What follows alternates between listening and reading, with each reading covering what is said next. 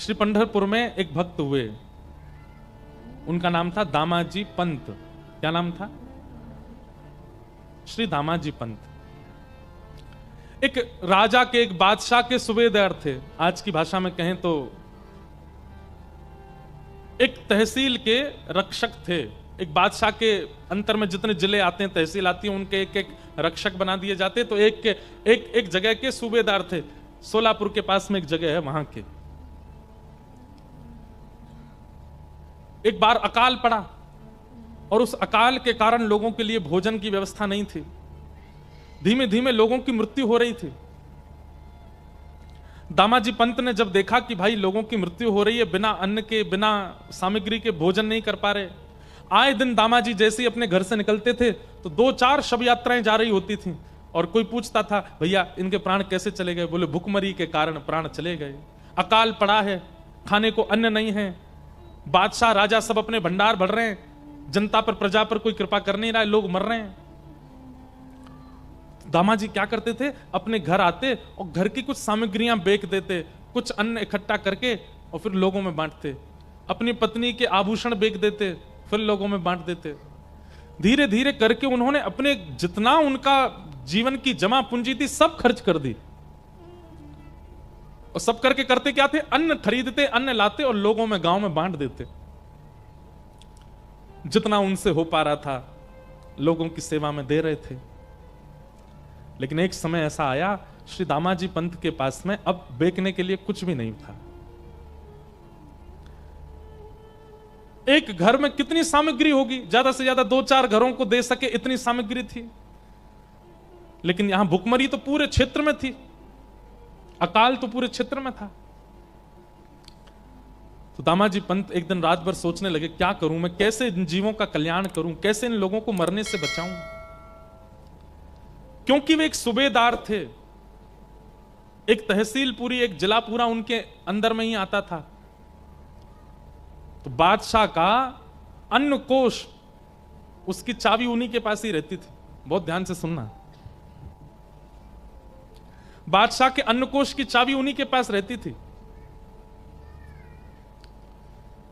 दामाजी पंत ने अपनी पत्नी को रात में बुलाया और कहा, देवी मेरे मन में एक योजना तो है लोगों के घरों में अन्न पहुंचाने की, लोगों की मृत्यु को टालने की, लोगों को जीवन देने की, पर इस योजना से मेरे प्राण चले जाएंगे। पत्नी घबरा गई, बोले आप कैसी बात कर रहे हैं? ऐसा कुछ भी नहीं करना जिससे आपके प्राण जाए, मैं कहां जाऊंगी फिर? दामाजी कहने लगे, देवी मेरे एक के प्राण जाएंगे पर लाखों के प्राण बच जाएंगे। और ऐसा भी हो सकता है कि मेरे तो प्राण जाएं, साथ में तुम्हारे भी प्राण ले लिए जाएं। पत्नी बोली, ऐसा क्या विचार कर रहे हैं आप? तब दामाजी बोले, मेरे पास ये अन्न कोष की चाबी है बादशाह की, उसमें इतना अन्न होगा कि अगले 2-3 महीने तक, जब तक वर्षा का समय नहीं आता, जब तक ठाकुर जी की कृपा नहीं होती पृथ्वी पर, तब तक लोग मरेंगे नहीं, इतना तो अन्न होगा। उसको मैं खोल दूंगा, लोगों में बांट दूंगा, और फिर जब बादशाह को पता चलेगा वो मुझे सूली पर चढ़ाएंगे, और हो सकता है कि मेरे साथ साथ तुम्हें भी चढ़ा दें। लेकिन मेरे मन में आता है कि अगर मेरे प्राण चले जाएं, लाखों के बच जाएं, तो ये सेवा मैं कर सकता हूं। अब इस बात को सोचिएगा, ऐसी विचारधारा रखने वाला व्यक्ति वो कपटी नहीं हो सकता, उसके चित्त में छल नहीं हो सकता, उसके चित्त में चतुराई नहीं हो सकती। ऐसी बुद्धि वही कर सकता है जिसका चित्त बहुत सरल और निर्मल हो।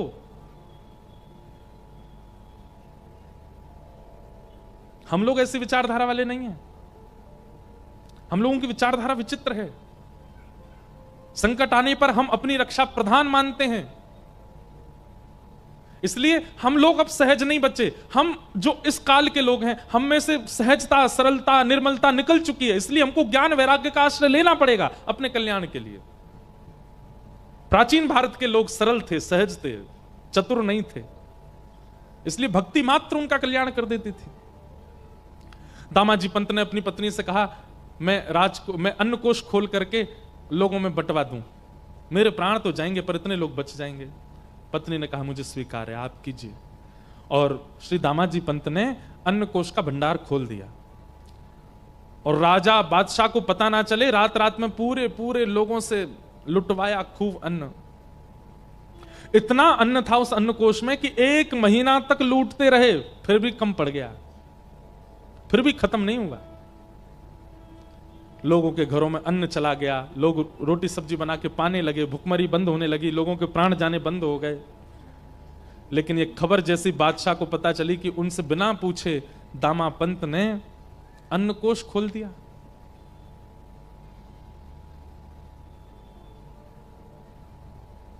बादशाह ने आज्ञा कर दी, तुरंत बंदी बनाओ और दामा पंत को पकड़ करके बंदी बना करके सूली पर चढ़ा दो। मुझसे बिना आज्ञा लिए इसने ये किया कैसे? राजा के जो सेना थी, उस सेना गई घोड़ों पर बैठ करके। दामा जी को पता था कि एक दिन तो ये होना है, और आज जैसी सैनिकों को आते देखा, अपनी पत्नी को मुस्कुरा कर देख करके बोले, देवी अब मुझे आज्ञा दो, अब मुझे जाना होगा। देखो ये सब आ रहे हैं, ये मुझे ले जाने ही आ रहे हैं और मुझे सूली पर चढ़ाएंगे। तुम ध्यान रखना अपना, और अपनी भक्ति तो करना ही, साथ ही मेरा स्मरण करके मेरा भजन की जो क्रिया है उसको भी तुम करती रहना। पत्नी बहुत रोई, दामा जी को बंदी बना लिया और बंदी बना करके सेना जो थी ले जाने लगी। चलो राजा की आज्ञा है, तुम्हें सूली पर चढ़ाना है। हाथों में हथकड़ी, पैरों में बेड़ियां बांध करके ले जा रहे थे दामा जी को। थोड़ी दूर पर पंढरपुर आया और पंढरपुर आते ही नेत्र सजल हो गए श्री दामा जी के। और जो सेनापति था उससे कहा, एक अंतिम इच्छा मेरी पूरी कर देंगे आप? बोले क्या? ये मेरे इष्ट का स्थान है, श्री पंढरीनाथ भगवान यहां विराजते हैं, आपकी अगर आज्ञा हो तो मैं ठाकुर जी को केवल प्रणाम कर लूं। प्रणाम करके मुझे बस उनका दर्शन करना है। ठाकुर जी के सन्मुख दामा जी को ले गए। दामा जी ने सजल नेत्रों से कहा, हे विठल, हे विठोबा, मैंने अपने लिए कुछ नहीं किया, केवल आपको भजने वाले वैष्णव, आपके जन, ये संसार के लोग ये केवल खा सकें, इनके अकाल मृत्यु से, अकाल कारण से मृत्यु ना हो, बस इसलिए मैंने वो अन्न कोश खोल दिया। किया मैंने गलत है, ये अपराध मैंने किया कि एक बादशाह का अन्नकोश, एक राजा का अन्नकोश उससे बिना पूछे मैंने खोल दिया। लेकिन मैं अगर उनसे पूछने जाता तो वो कहीं ना कहीं चाबियां भी मुझसे अपने पास रख लेते, और फिर मैं जीवन में कभी मानव सेवा नहीं कर पाता, लोगों को अन्न नहीं दिलवा पाता। इसलिए मैंने उनसे पूछना उचित नहीं समझा, बिना पूछे ये क्रिया मैंने की, जो कि है तो अपराध। लेकिन भगवान, इस अपराध से क्रुद्ध होकर के, नाराज होकर के आप चाहे जो मुझे दंड दीजिएगा, पर नाथ अपने से दूर मत कीजिएगा। पंढरीनाथ भगवान से प्रार्थना कर रहे हैं, नेत्र सजल हैं। प्रबल प्रेम के पाले पड़कर हरि को नियम बदलते देखा, अपना मान टले टल जाए, पर भक्त का मान न टलते देखा। मेरा भक्त रो रहा है, मेरा प्रिय रो रहा है सामने बैठकर के, ठाकुर जी कैसे सहन कर पाते? इतने में ही श्री पंढरीनाथ भगवान एक नन्हे से कुमार बालक का रूप धारण किया। सुंदर कटाक्ष नेत्र हैं, सुंदर नासिका है, सुंदर अधर, सुंदर कान, सुंदर हाथ, सुंदर पैर, सुंदर छोटी सी पोशाक पहनी, सिर पर पाग बांधी, और महाराज तैयार होकर के बिल्कुल नटखट से एक नन्हे से कुमार बालक, मतलब लगभग आयु होगी 10-12 वर्ष की, और चाल ऐसी, ढाल ऐसी कि जो देखता है वही न्यौछावर हो जा रहा है। एक बालक का रूप धारण करके बादशाह की सभा में पहुंच गए ठाकुर जी। द्वारपालों ने रोका, कौन हो? केवल तिरछी नजर से उनको देख लिया।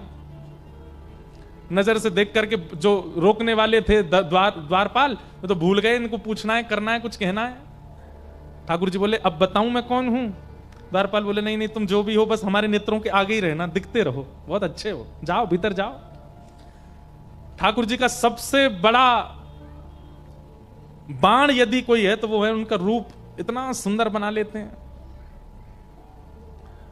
कभी कभी मेरे मन में आता है कि राधा रमन, राधा वल्लभ बिहारी जी, पंढरीनाथ इतने सुंदर हैं कि महाराज ये स्थिर रहते हैं तो लाखों लोग इन पर दीवाने होते हैं, कहीं ठाकुर जी सचल प्रकट हो गए तो हम लोगों की स्थिति क्या होगी?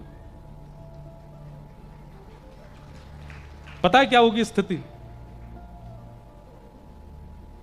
प्राण वार देंगे हम तो।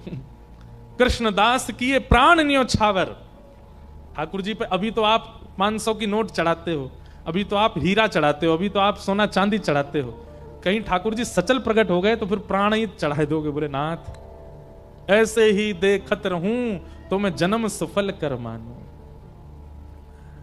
इतना सुंदर वेश धारण करके ठाकुर जी जैसे ही पहुंचे राजा की सभा में, बादशाह की सभा में, बादशाह ने पहले तो चाल देखी, चाल देख करके आनंदित हो गया। जबकि स्वभाव ऐसा है कि पहले कितनी दोहरियां हैं, सब पे रोक दिया जाता है लोगों को, लेकिन चाल ढाल रूप इतना सुंदर कि सब रोकना भूल गए उनको।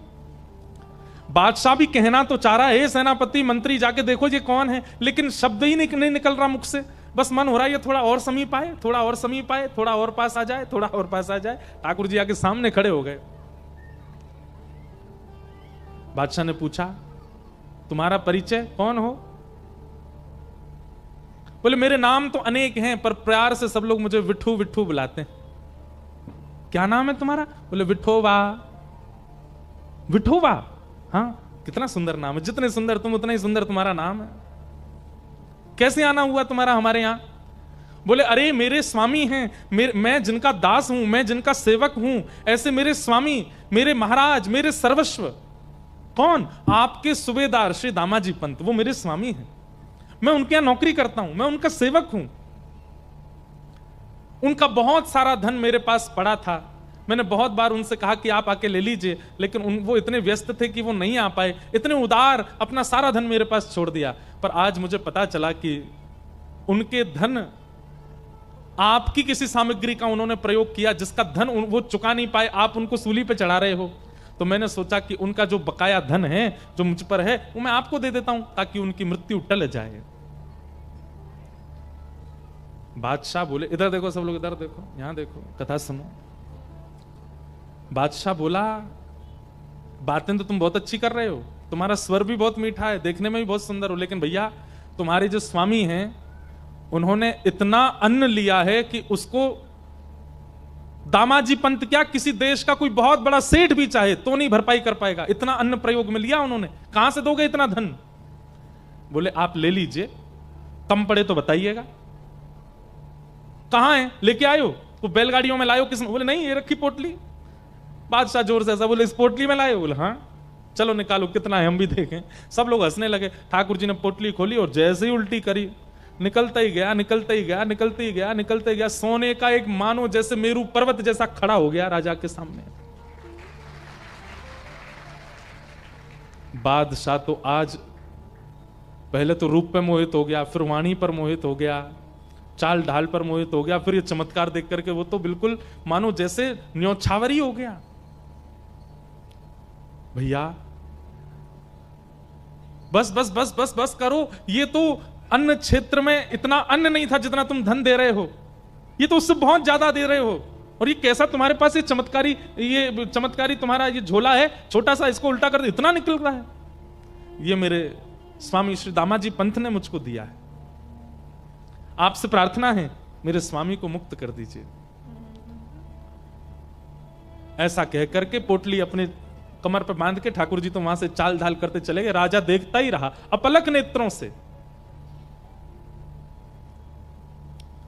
और जाते जाते ठाकुर जी गए और जाकर के राजा से बोले अब धन पर्याप्त है ना? बोले हाँ। अब एक पत्र में लिख दीजिए कि आपने दामाजी पंत ने आपके समस्त अन्य क्षेत्र का धन आपको चुका दिया और आप उनकी मृत्यु जो दंड आप दे रहे हैं उसको आप टालते हैं, अपना हस्ताक्षर करके मोहर लगा दीजिए। और एक पत्र पर सब लिखवा करके मोहर लगा के हस्ताक्षर करवा के ठाकुर जी तो चले गए। बादशाह देखता ही रह गया। दामाजी पंत का नित्य नियम था, गीता जी का पाठ करते थे। आज सूली पर चढ़ना था उनको प्राण त्यागने के लिए। अपने अंतिम समय में अपना नित्य क्रम कर रहे थे, संध्या वंदन करके गीता जी जैसे ही उन्होंने खोली उसमें वो पत्र मिला। पत्र में लिखा था श्री दामाजी पंत ने जितना अन्न प्रयोग किया सबका धन चुका दिया, बादशाह के हस्ताक्षर और नीचे मोहर। गीता जी में वो मिल गया। दामाजी पंत देख करके आश्चर्यचकित हो गए। और यहां सब लोग उनको उठाने के लिए, अब ये पत्र किसको दिखाएं, कौन मानेगा? पत्र तो देख लिया, इतने में कुछ लोग आए और राजा ने उनको भेजा था सेना को, और सेना से जाकर के कहा, भैया दामाजी पंत की जो मृत्यु के लिए सूली बनाई है ये स्थगित करो। क्यों? बोले इन्होंने सारा धन चुका दिया है, और इनका सेवक गया था वहां राजा के यहां, बादशाह के यहां जाकर के उसने धन चुका दिया है, इनकी अब मृत्यु टल गई है। दामाजी पंत समझ गए, बोले कि ये कोई और नहीं कर सकता। इतना धन कौन देगा अन्न के लिए? आज के युग में कोई और देश का बादशाह भी चाहे तो इतना धन नहीं दे सकता। ये तो मेरे श्री पंडरीनाथ की कृपा है। मृत्यु टल गई, आप दौड़े पंडरीनाथ भगवान का दर्शन करने के लिए। यहां पीछे बादशाह, वो जब से ठाकुर जी दिखे उसको बावड़ा हो गया था, उसको कुछ सुहाई नहीं रहा था। वो बोला वो तो मिल नहीं रहा जो आया था, कम से कम दामाजी के पास ले जाओ, वो अपने सेवक से मुझे मिलवा दें। बादशाह को लेकर के दामाजी पंत के पास गए। दामाजी पंत बैठे थे पंडरीनाथ भगवान के मंदिर के बाहर, और बादशाह ने जाकर के उनको पहले प्रणाम किया। दामाजी पंत बोले, अरे बादशाह आप इस प्रकार प्रणाम मत कीजिए, आप इसके हम इसके अधिकारी। बोले नहीं नहीं भैया, आप इसके अधिकारी हो, सब बातें बाद में होंगी, जो कहना सुनना सब बाद में होगा। तुम्हारा एक सेवक आया था जो सारा धन दे करके गया, उसका नाम विठोबा था।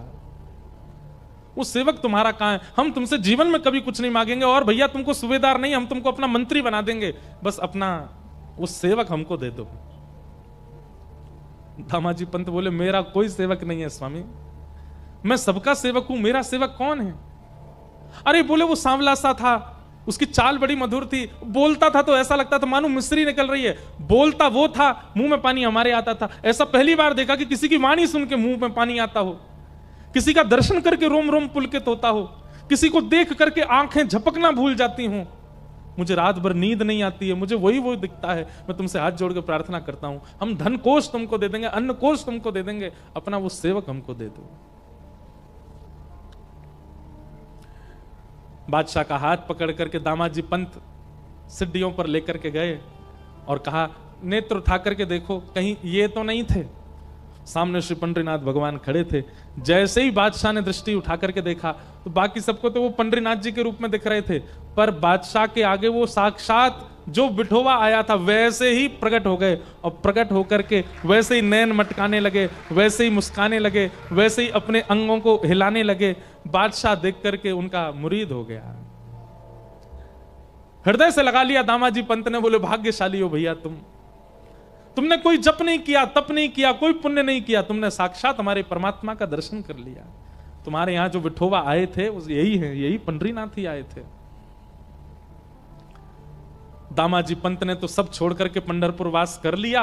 उस बादशाह ने भी नियम बना लिया, हर महीने की एकादशी पर पंढरपुर जाना और श्री पंडरीनाथ जी का दर्शन करना, विठोबा विठोबा कहकर के रोना और नित्य प्रार्थना करना, एक बार वैसी चाल, वैसी ढाल, वैसा रूप दिखा दीजिए ठाकुर जी। सरलता, सहजता, निर्मलता, ये चित्त में जितनी ज्यादा व्याप्त करेंगे, भक्ति उतना जल्दी कल्याण करेगी। जितने ज्यादा आप चतुर बनते जाएंगे, जितने ज्यादा छल कपट ईर्ष्या चित्त में प्रकट होगी, उतना आपको ज्ञान और वैराग्य की आवश्यकता पड़ेगी अपने कल्याण के लिए। नहीं तो भक्ति केवल पर्याप्त है। पंडरीनाथ ने कृपा की दामाजी पंत पर, क्योंकि सरल चित्त है। भक्ति महारानी ने कहा, ये दो मेरे पुत्र हैं और लोगों में भक्ति तो है, ज्ञान वैराग्य नहीं, इसलिए कल्याण नहीं हो रहा है। ये दोनों वृद्ध हैं। तब नारद जी महाराज भ्रमण करते हुए बद्रीनाथ गए और बद्रीनाथ जाकर के उन्होंने संत कुमारों से कहा कि ज्ञान वैराग्य की वृद्धता दूर करने का कोई साधन बताइए। तब सनत कुमारों ने कहा, सत्कर्म सूचको नूनम ज्ञान यज्ञ स्मृतो बुधई श्रीमद् भागवतालाप सतु गीत सुखादि। श्रीमद् भागवत की कथा कराओ, उसी से कल्याण होगा। भागवत की कथा हुई और उस कथा में जैसे ही भक्ति महारानी अपने पुत्रों के साथ आई, ज्ञान और वैराग्य की वृद्धता दूर हो गई। दोनों ज्ञान और वैराग्य युवा हो गए। भक्ति महारानी नृत्य करने लगी, बोलो भागवत महापुराण की जय। तो भागवत जी से क्या होता है? भक्ति तो हम सबके चित्त में है, पर ज्ञान और वैराग्य ये दोनों जो वृद्ध हो गए हैं चित्त में, ये फिर से युवा हो जाते हैं, फिर से श्रेष्ठ हो जाते हैं। आप लोग अनुभव करेंगे अगले 7 दिनों में आपकी निद्रा भी कम हो जाएगी, आपका भोजन भी कम हो जाएगा, आपका तामसी खाने का मन भी नहीं करेगा। अगर प्याज लहसुन आप खाते भी होंगे, नहीं भी खाओगे तो भी आपको भोजन में स्वाद आएगा। निद्रा में भी नींद सोओगे, स्वप्न में वृंदावन दिखेगा, पंडरीनाथ दिखेंगे, विठ्ठल भगवान दिखेंगे, यमुना जी दिखेंगी, गिरिराज जी दिखेंगे, ब्रज के संत दिखेंगे, रसिक जन दिखेंगे। इन अगले 7 दिनों में ये अनुभव आपको होगा। सिर पर भार ज्यादा नहीं लगेगा, बहुत हल्का हल्का अनुभव होगा, सब कुछ बहुत सरल सहज निर्मल जैसा अनुभव होने लगेगा। जिसको देखोगे उसमें गुण का दर्शन होने लग जाएगा, किसी में भी दोष नहीं दिखेंगे। इसका मतलब क्या है? ज्ञान और वैराग्य दोनों युवा हो रहे हैं चित्त में। और यदि ये सब अनुभव नहीं हो रहा, जैसे कल थे वैसे ही अगले 7 दिन तक हो, तो भैया हमको आगे बताना, हम आपको प्रणाम करेंगे फिर। धन्य है। सरलता, निर्मलता, शुद्धता, पवित्रता, दीनता, ये सब गुण अब आएंगे और 7 दिन तक आएंगे। आपको यही करना, 8वें दिन से जब कथा विश्राम होगी उसके बाद भी वो सरलता, निर्मलता, शुद्धता, पवित्रता बनी रहे, वो कर्तव्य आपका है। अब ये मार्जन तो कथा करके चली जाएगी आपके चित्त का, वो स्वच्छ रखना आपकी जिम्मेवारी है। वो आपको 8वें दिन से आपको करना है। पर इन 7 दिनों में ये परिवर्तन आप देखेंगे अपनी दिनचर्या में, अपने व्यवहार में, अपने स्वभाव में, अपनी क्रिया में। इस प्रकार भागवत जी का प्रथम महात्म्य कहा गया। द्वितीय महात्म्य धुंधकारी की कथा सुनाई गई, जहां आत्मदेव नाम के ब्राह्मण, उनके कोई संतान नहीं थी। एक संत ने कृपा करके उनको एक फल दिया, उस फल से उनके घर पुत्र रत्न की प्राप्ति हुई।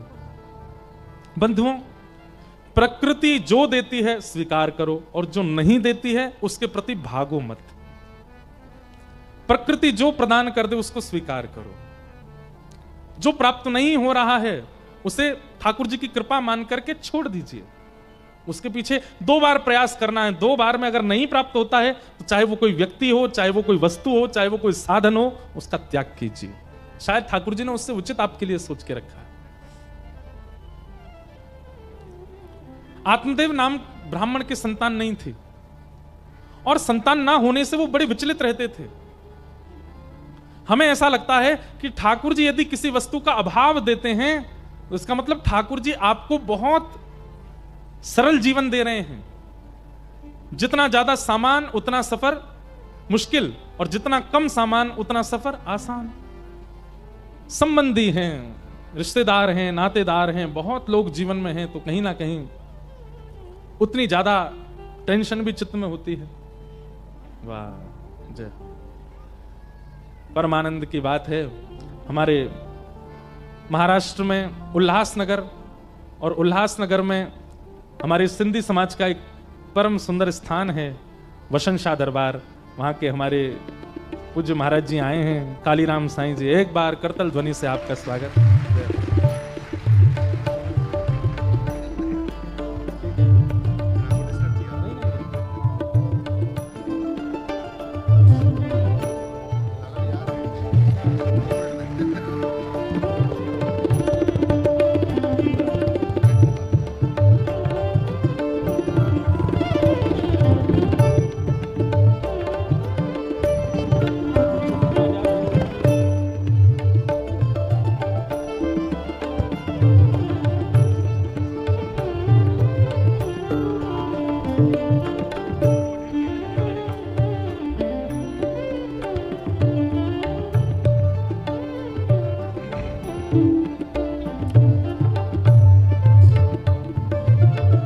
बोलो वृंदावन बिहारी लाल की। हमारे वसन शाह दरबार, जो कि अद्भुत स्थान है उल्लासनगर में, हमारे सिंधी भाई सिंधी बहन लोग वहाँ जाते हैं। और आपने इतना सुंदर वहाँ व्यवस्थित किया है कि हर वर्ष वहाँ भागवत की कथा होती है। और 3 वर्षों से तो हम ही सेवा के लिए वहाँ जा रहे हैं। 2 वर्ष तो हो गए, इस बार भी वहाँ सेवा के लिए जाना है। बहुत सुंदर। आप आए आज कथा प्रथम दिवस में।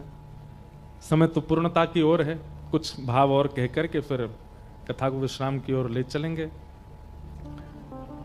प्रकृति जो प्रदान करे वो स्वीकार कीजिए, और प्रकृति यदि किसी वस्तु का अभाव देती है, उसमें अपना कल्याण मान करके उसको छोड़िए। प्रयास 2 बार करना है, यदि वस्तु प्राप्त ना हो, व्यक्ति प्राप्त ना हो, बस उसका त्याग कर दिया जाए। सब लोग बैठ जाएं, जितने लोग खड़े हैं सब बैठ जाओ, विराज जाओ।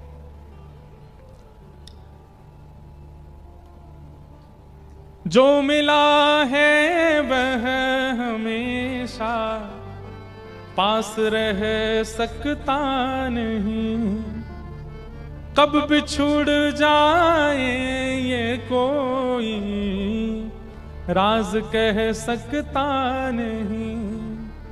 जिंदगानी का खिला मधुबन किसी का है दिया, मैं नहीं मेरा नहीं है धन किसी का है दिया। एक बात लिखिएगा अपने पास, जीवन में जो कुछ भी आपको प्राप्त हो रहा है, सब लोग इधर देखिए, ध्यान से सुनिए, कुछ अंतिम क्षण और हैं कथा के, फिर विश्राम देंगे। जीवन में जो कुछ भी आपको प्राप्त हो रहा है, चाहे वो धन हो, चाहे वो नाम हो, चाहे वो ऐश्वर्य हो, चाहे वो व्यक्ति हो, चाहे वो संबंधी हो, चाहे वो मित्र हो, जो कुछ भी आपको प्राप्त हुआ है बिछुड़ने के लिए ही प्राप्त हुआ है। एक दिन आपसे छूटेगा, कोई भी नहीं रहेगा आपके पास। यदि बहुत धन मिला है, एक दिन धन जाएगा। बहुत यश मिला है, एक दिन यश जाएगा। बहुत ऐश्वर्य मिला है, एक दिन ऐश्वर्य जाएगा। कोई व्यक्ति मिला है, एक दिन वो व्यक्ति जाएगा। कोई रह नहीं सकता। आप कहोगे महाराज जी, आप तो हमने कथा सुनाने के लिए बुलाए थे, पहले दिन ही टेंशन दे रहे हो। लेकिन जैसे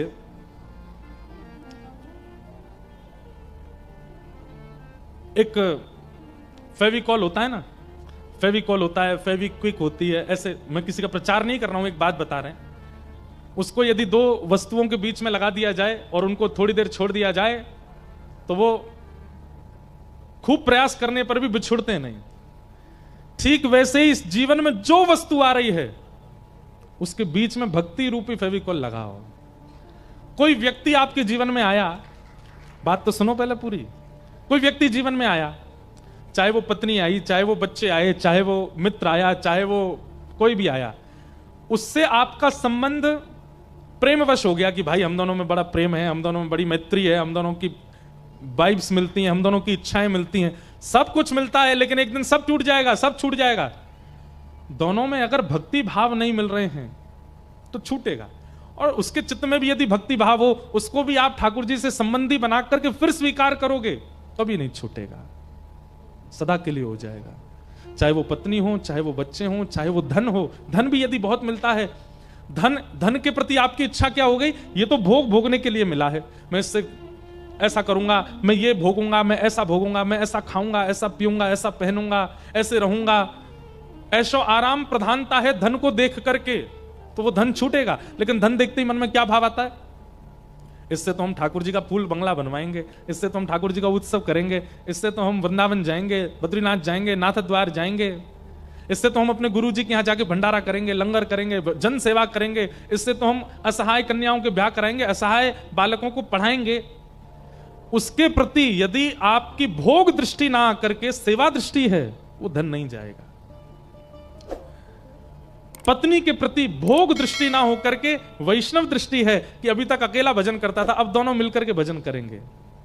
बच्चों के प्रति यह दृष्टि नहीं है कि हमारा वंश आगे बढ़ाएंगे, कालांतर में ये भी धन कमा करके हमारे वंश को और आगे नाम रोशन करेंगे, आदि आदि। उसके प्रति भी ये भाव है कि अभी तक 2 भजन करते थे, अब 3 करेंगे, अब 4 करेंगे, अब 5 करेंगे। उनके प्रति भी ये भाव रहे, हमारी वैष्णवों की गिनती बढ़ रही है परिवार में। आप दुनिया के किसी भी संबंध को, किसी भी वस्तु को, किसी भी व्यंजन को ठाकुर जी से जोड़ करके स्वीकार करते हैं, तो ठाकुर जी से जुड़ते ही वो प्रसाद हो जाता है, और प्रसाद कल्याणकारी होता है। प्रसाद लेकर के कभी किसी की अधोगति नहीं होती, सदगति होती है। केवल हम मिठाइयों को ही प्रसाद क्यों मानते हैं? अपने आसपास दिखने वाली हर वस्तु को प्रसाद बना दीजिए, ठाकुर जी के संबंध में ले जाओ। और आप कहोगे महाराज जी अगर वो ठाकुर जी को समर्पित ना हो रही हो तो त्यागात शांति अनंतरम। प्याज क्यों नहीं खाई जाती, लहसुन क्यों नहीं खाई जाती? हमारे वैष्णव परंपरा में इनका निषेध क्यों है? क्योंकि ठाकुर जी के भोग नहीं लगते। कोई पाप नहीं है उसको खाना, आपको नरक जाना पड़ेगा ऐसा नहीं है। लेकिन हमारे यहां कहते हैं भाई जो ठाकुर जी भोग लगा में वो हम पाएंगे, और जो ठाकुर जी नहीं पा रहे वो हम कैसे पा सकते हैं? इसलिए उसका त्याग है। और कहीं ना कहीं भजन में अगर 1 घंटा मन लगता है और आपके भोजन में यदि कहीं ये पदार्थ हैं तो 1 घंटा की जगह 40 मिनट लगेगा, 30 मिनट लगेगा, 1 घंटा नहीं लगेगा। थोड़ी भाव में कटौती हो सकती है, इसलिए तामसी वस्तुओं को अस्वीकार किया गया। ऐसे ही अगर संबंधी भगवत अर्पित नहीं है और आपके संबंधी हैं तो आपके भजन में, आपकी कथा में, आपके भावना में, आपकी श्रद्धा में, आपके साधन में वो विक्षेप डालेंगे। धन यदि भगवत संबंधी नहीं है तो वो धन भी विक्षेप डालेगा। ऐश्वर्य यदि भगवत संबंधी नहीं, वो ऐश्वर्य विक्षेप डालेगा। संसार की हर वस्तु स्वीकार कीजिए लेकिन ठाकुर जी के थ्रू स्वीकार कीजिए, सीधे अपने से मत जोड़िए। ठाकुर जी से संबंध बना करके उसको लीजिए, उसको प्रसाद बना करके ग्रहण कीजिए, आपका कल्याण करेगी। आत्मदेव ब्राह्मण के कोई संतान नहीं थी, आत्महत्या करने जा रहे थे, तभी एक संत ने फल दिया, कहा पत्नी को खिलाना। पत्नी को तो खिलाया नहीं, 5 गैया को खिला दिया। गैया के गर्भ से बालक ने जन्म लिया, उसका नाम हुआ गोकर्ण। पत्नी ने सहेली के बालक को अपना लिया, उसका नाम रखा धुंधुकारी। दोनों बालक बड़े होकर के यथा योग्य हुए। धुंधुकारी दुष्ट हुआ, गोकर्ण पंडित ज्ञानी हुआ। धुंधुकारी की दुष्टता इतनी बढ़ गई कि माता पिता ने घर त्याग कर दिया। मां ने तो प्राण त्याग दिए, पिताजी घर छोड़ के चले गए। जिसके कारण माता पिता को घर त्यागना पड़ जाए, हमारी बात बहुत ध्यान से सुनिएगा, खास करके युवा, जिसके कारण कई बार ऐसा होता है बड़ी बड़ी सिटीज में बच्चे ब्याह के बाद अलग रहने लगते हैं, माता पिता अलग रहते हैं। जो बालक अपनी माता पिता की छत्र छाया में नहीं रहते, उनके जीवित अवस्था में कहीं ना कहीं इसी दोष के कारण उनको प्रेत बनना पड़ता है, फिर मृत्यु के बाद भूत बन जाते हैं वो। क्योंकि मातृ पितृ प्रेम स्नेह जो मिलना चाहिए था वो उन्हें मिला नहीं, जो आज्ञा। अच्छा, इसमें भी एक और बात है, कई जगह ऐसे हैं कि माता पिता स्वभाव से, विचारों से, व्यवहारों से अच्छे नहीं है। जैसे कई जगह पिताजी जो हैं वो खाते पीते हैं, कुछ गलत कार्य करते हैं, बेटे का उनके प्रति सहज स्वभाव बनना बहुत मुश्किल हो पाता है। ऐसे में संग रह पाना, निर्वहन कर पाना मुश्किल होता है। पर फिर भी हृदय से स्वीकार्यता हो। जय हो। हृदय से तो मन में भाव हो। भले जैसे प्रहलाद जी के पिताजी कौन है? हिरण्यकश्यप, भगवान के परम शत्रु। लेकिन प्रहलाद जी फिर भी अपने पिताजी को रोज दंडवत प्रणाम करते थे। हैं तो मेरे जन्मदाता, इन्हीं की कृपा से मेरा जन्म हुआ है, इसी भाव से ही नित्य कृतज्ञता ज्ञापन करते थे। माता पिता को कभी मत छोड़िए। अगर वो योग्य नहीं भी हैं तो भी हृदय से उनको प्रणाम कीजिए, उनकी वजह से आप हो। जिन माता पिता को त्याग देना पड़ता है बालकों की वजह से घर, ऐसे बालकों की सदगति नहीं होती। और उसका प्रमाण है धुंधुकारी प्रेत बना। ऐसा प्रेत बना कि गया जी में श्राद्ध करने से भी मुक्त नहीं हुआ। तब सूर्य नारायण भगवान ने आज्ञा करके गोकर्ण जी से कहा, ऐसे प्रेतों को मुक्त करने के लिए तो भागवत की कथा करो। जो अत्यंत भूत प्रेत योनि में जा चुके हैं, जिनकी सदगति श्राद्धों से नहीं हो रही है, उनकी सदगति कथा से हो जाएगी। तब भागवत की कथा हुई और धुंधुकारी प्रेत योनि से मुक्त होकर के भगवत धाम को प्राप्त हुआ। बोलो भागवत महापुराण की। क्या समझ में आई बात? जो भागवत जी मृतकों को कल्याण कर रही है तो हम तो जीवित हैं, हम तो जीवित बैठे हैं। अपने कल्याण के साधन को चुनिए। आज ही सोचिए कि आपका उद्देश्य क्या है कथा सुनने के पीछे। और उस उद्देश्य से मुझे पता चला था, इस भुसावल की कथा के लिए जब प्रस्ताव आया तो हमारे एक भैया ने हमको बताया, बोले महाराज जी युवा जो हमारे भाई लोग कथा का क्रम कर रहे हैं सब मिलके, इनके मन में भावना ऐसी है कि महाराष्ट्र में जो बढ़ता तेजी से धर्मांतरण जो कर रहे हैं युवा भाई लोग, उनके मन में ये भावना उत्पन्न करना कि भैया अपने घर के ही रहो, बार बार छोटे से लोभ में आकर के धर्मांतरण मत करो। इस पर हम और चर्चा करेंगे कल से कथा में। परंतु इस योजना से ये भाव रखा गया कि कथा हो, ताकि लोगों के चित्त में ये भावना जागृत हो कि वे परिवर्तित ना हो। प्रयास हम करेंगे कि कथा से ये योजना पूरी हो। बाकी आप सब अपने अपने मन में भाव रखिए, किस कथा के पीछे हमारा क्या भाव है, क्या योजना, क्या परिकल्पना, क्यों हम कथा श्रवण करते हैं, उसके पीछे अपनी भावना रखते हुए कल से हम लोग नियमित रूप से कथा का श्रवण करेंगे। आप सब लोग बिल्कुल समय का ध्यान रखते हुए आइएगा। हमारे श्री उल्लासनगर के वसंत शाह दरबार से हमारे पूज्य श्री कालीराम साईं जी आए हैं, उनका बहुत बहुत अभिनंदन। हमारे परम मित्र और कालीराम साईं जी के सुपुत्र मनीष जी भी आए हैं, उनको भी बहुत बहुत वंदन। और हमारे यहाँ के एक सिद्ध दरबार के महाराज जी भी विराज रहे हैं, उनको भी बहुत बहुत वंदन। आप तो सुबह रेलवे स्टेशन भी आए थे, वहाँ पर मिलने हमको आए। बहुत